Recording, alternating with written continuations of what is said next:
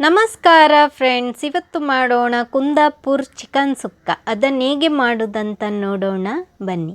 ಈಗ ಅದಕ್ಕೆ ಬೇಕಾದ ಸಾಮಾನನ್ನು ನೋಡೋಣ.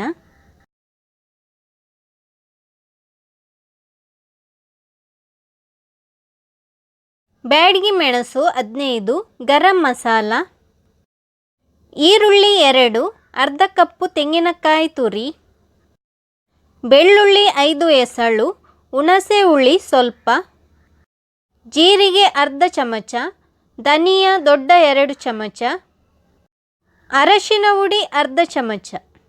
ಈಗ ಒಂದು ಪ್ಯಾನ್ ಇಟ್ಟು ಅದಕ್ಕೆ ಸ್ವಲ್ಪ ಎಣ್ಣೆ ಹಾಕ್ತಾ ಇದ್ದೇನೆ. ಎಣ್ಣೆ ಬಿಸಿಯಾದ ನಂತರ 2 ಚಕ್ಕೆ, ಹಾಗೆಯೇ 2 ಲವಂಗ, 2 ಪೀಸ್ ಏಲಕ್ಕಿ, ಸ್ವಲ್ಪ ಕಾಳು ಮೆಣಸು, ಧನಿಯಾ, ಜೀರಿಗೆ, ಕರಿಬೇವಿನ ಸೊಪ್ಪು, ಬ್ಯಾಡಗಿ ಮೆಣಸು, ಅರಶಿನ ಹುಡಿ ಸ್ವಲ್ಪ, ಬೆಳ್ಳುಳ್ಳಿ ಹಾಕ್ತಾ ಇದ್ದೇನೆ.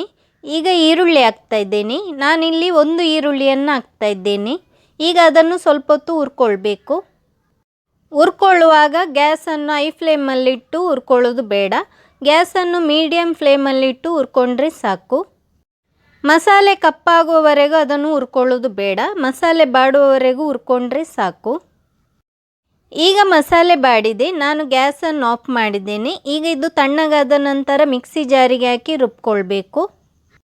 ಈಗ ನಾನು ಮಣ್ಣಿನ ಮಡಿಕೆಗೆ ಸ್ವಲ್ಪ ಎಣ್ಣೆ ಹಾಕ್ತಾ ಇದ್ದೇನೆ. ಎಣ್ಣೆ ಬಿಸಿಯಾದ ನಂತರ 1 ಈರುಳ್ಳಿಯನ್ನು ಹಾಕ್ತಾ ಇದ್ದೇನೆ. ಈರುಳ್ಳಿ ಬಾಡುವವರೆಗೂ ಅದನ್ನು ಫ್ರೈ ಮಾಡಬೇಕು. ಈಗ ಸ್ವಲ್ಪ ಅರಶಿನ ಹುಡಿಯನ್ನು ಹಾಕ್ತಾ ಇದ್ದೇನೆ. ಅರಶಿನ ಹುಡಿ ಹಾಕಿದ ನಂತರ ಸ್ವಲ್ಪ ಹೊತ್ತು ಹುರ್ಕೊಳ್ಬೇಕು. ಈಗ ಈರುಳ್ಳಿ ಬಾಡಿದೆ. ಈಗ ಇದಕ್ಕೆ ಚಿಕನನ್ನು ಹಾಕೋಣ.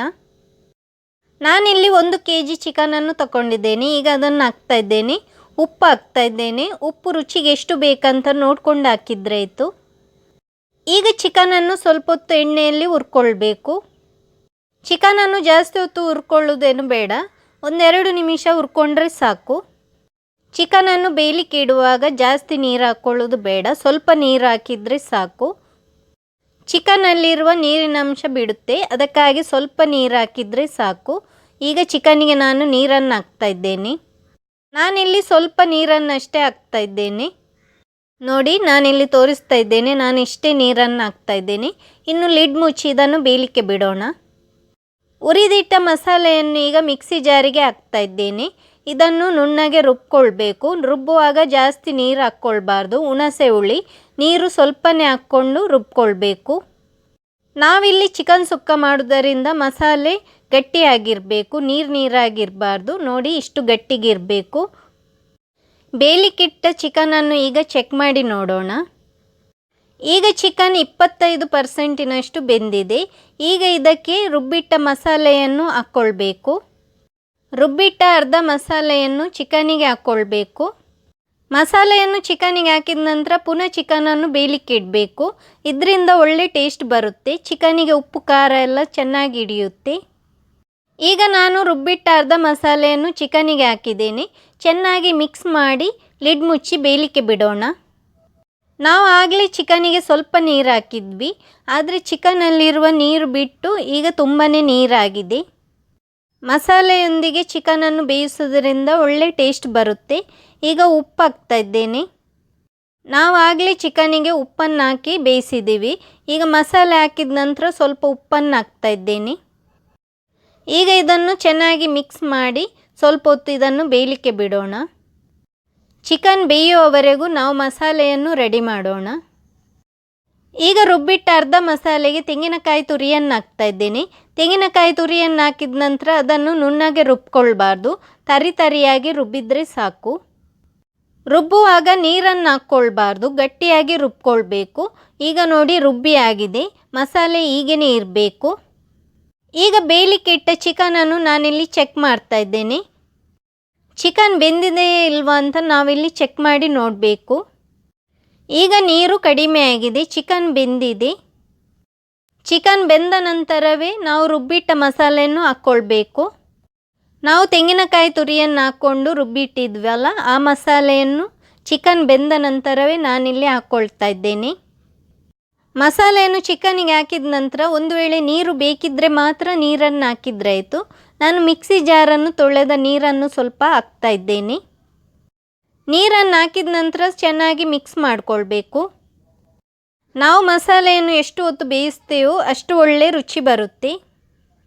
ಮಸಾಲೆಯಲ್ಲಿರುವ ನೀರು ಡ್ರೈ ಆಗುವವರೆಗೂ ಚಿಕನನ್ನು ಮಸಾಲೆಯಲ್ಲಿ ಬೇಯಿಸ್ಕೊಳ್ಬೇಕು. ಈಗ ಲಿಡ್ ಮುಚ್ಚಿ ನಾನಿಲ್ಲಿ ಮಸಾಲೆಯನ್ನು ಬೇಯಿಸ್ತಾ ಇದ್ದೇನೆ. ಸ್ವಲ್ಪ ಹೊತ್ತಿನ ನಂತರ ಲಿಡ್ಡನ್ನು ಓಪನ್ ಮಾಡಿ ನಾವಿಲ್ಲಿ ಚೆಕ್ ಮಾಡೋಣ. ಈಗ ನೋಡಿ ನೀರೆಲ್ಲ ಡ್ರೈ ಆಗಿದೆ. ಈಗ ನಾವು ಚಿಕನ್ ಸುಕ್ಕ ರೆಡಿಯಾಗಿದೆ ಅಂತ ಚೆಕ್ ಮಾಡಿ ನೋಡೋಣ. ಈಗ ಚಿಕನ್ ಸುಕ್ಕದಲ್ಲಿರುವ ನೀರಿನ ಅಂಶ ಎಲ್ಲ ಡ್ರೈ ಆಗಿದೆ. ಚಿಕನ್ ಸುಕ್ಕ ರೆಡಿಯಾಗಿದೆ. ನಾವು ಮೇಲಿಕ್ಕೆ ಇಡುವಾಗ ಮಧ್ಯೆ ಮಧ್ಯೆ ಚೆಕ್ ಮಾಡ್ತಾ ಇರಬೇಕು, ಇಲ್ಲದಿದ್ದರೆ ತಳ ಹಿಡಿಯುವ ಸಾಧ್ಯತೆ ಉಂಟು. ಅದಕ್ಕಾಗಿ ಈಗ ಚಿಕನ್ ಸುಕ್ಕಕ್ಕೆ ಒಗ್ಗರಣೆ ಹಾಕೋಣ. ಸಾಸಿವೆ, ಜಜ್ಜಿದ ಬೆಳ್ಳುಳ್ಳಿ, ಕರಿಬೇವಿನ ಸೊಪ್ಪು. ಈಗ ಒಗ್ಗರಣೆಗೆ ತುಪ್ಪ ಹಾಕ್ತಾ ಇದ್ದೇನೆ. ತುಪ್ಪ ಎಷ್ಟು ಬೇಕಂತ ನಿಮಗೆ ನೋಡ್ಕೊಂಡು ಹಾಕಿದರೆ ಆಯಿತು. ತುಪ್ಪ ಬಿಸಿಯಾದ ನಂತರ ಅದಕ್ಕೆ ಸಾಸಿವೆ ಹಾಕ್ತಾ ಇದ್ದೇನೆ. ಸಾಸಿವೆ ಸಿಡಿದ ನಂತರ ಅದಕ್ಕೆ ಜಜ್ಜಿದ ಬೆಳ್ಳುಳ್ಳಿಯನ್ನು ಹಾಕ್ತಾ ಇದ್ದೇನೆ. ಈಗ ಕರಿಬೇವಿನ ಸೊಪ್ಪು ಹಾಕ್ತಾ ಇದ್ದೇನೆ. ಈಗ ಒಗ್ಗರಣೆ ರೆಡಿಯಾಗಿದೆ. ಅದನ್ನು ಚಿಕನ್ ಸುಕ್ಕಕ್ಕೆ ಹಾಕ್ತಾ ಇದ್ದೇನೆ. ಒಗ್ಗರಣೆಯನ್ನು ಚಿಕನ್ ಸುಕ್ಕಕ್ಕೆ ಹಾಕಿದ ನಂತರ ಚೆನ್ನಾಗಿ ಮಿಕ್ಸ್ ಮಾಡಿಕೊಳ್ಬೇಕು. ಕುಂದಾಪುರ್ ಚಿಕನ್ ಸುಕ್ಕ ಈಗ ರೆಡಿಯಾಗಿದೆ. ಈ ವಿಡಿಯೋ ನಿಮಗೆ ಇಷ್ಟ ಆಗಿದ್ದರೆ ಲೈಕ್ ಮಾಡಿ, ಹಾಗೆಯೇ ಶೇರ್ ಮಾಡಿ. ಹೇಗೆ ಉಂಟಂತ ಕಮೆಂಟ್ ಮಾಡಿ. ಸಬ್ಸ್ಕ್ರೈಬ್ ಮಾಡದಿದ್ದಲ್ಲಿ ಸಬ್ಸ್ಕ್ರೈಬ್ ಮಾಡಲು ಮರೆಯದಿರಿ. Thank you.